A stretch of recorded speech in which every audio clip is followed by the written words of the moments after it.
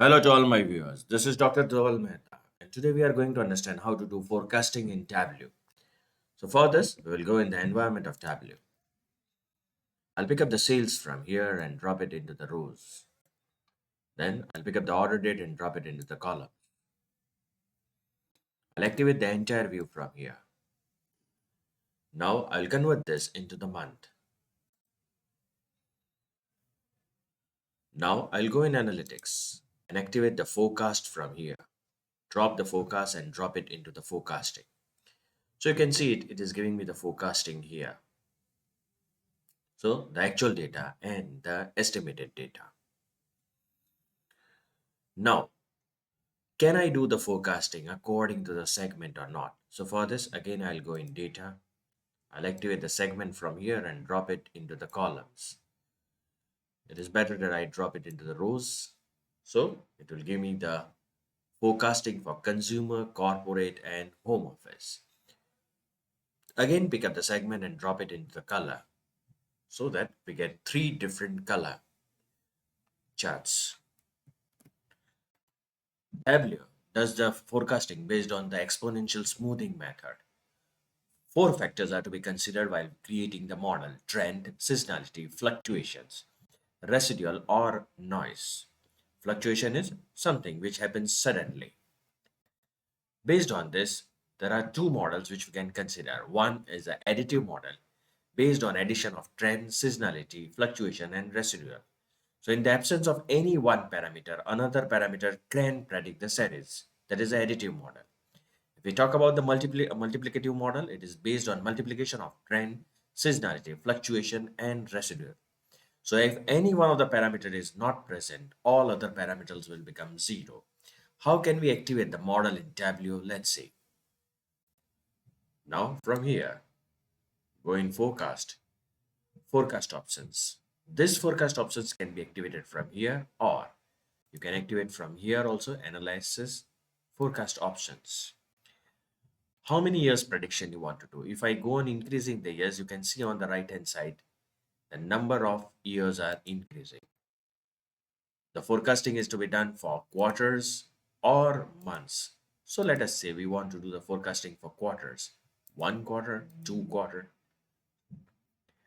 Then the forecast models which are available are automatic without seasonality, and customs. Let us activate the custom model.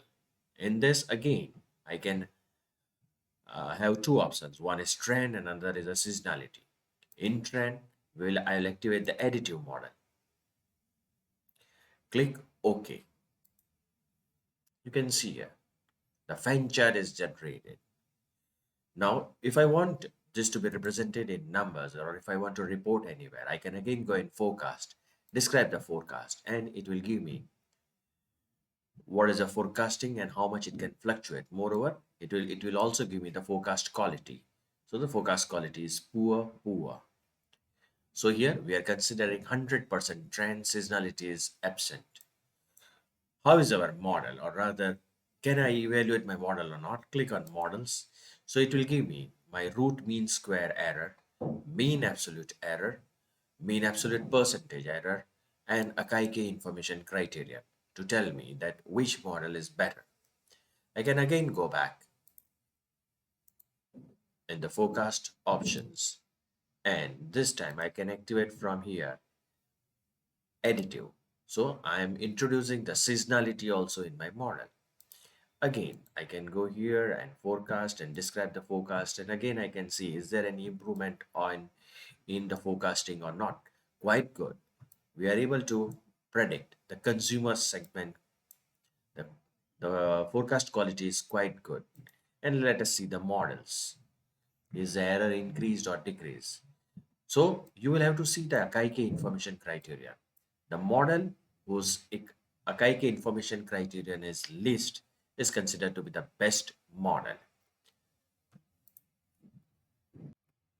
Can I introduce one more dimension here? Let's see. I'll pick up the region from here and drop it in the columns. So you can see now we are having the consumer central, the forecasting for consumer central, consumer east, consumer south. That way for corporate also it is available. Moreover, I can generate the report for all of them, describe the forecast. You can see here that how our individual segments are going to perform. So this is the way you can do the forecasting in Tableau. For more videos on Tableau, kindly subscribe to my channel. You can follow me on LinkedIn and Twitter. Please refer my playlist in which I already uploaded many videos on Tableau. Don't forget to press the like button.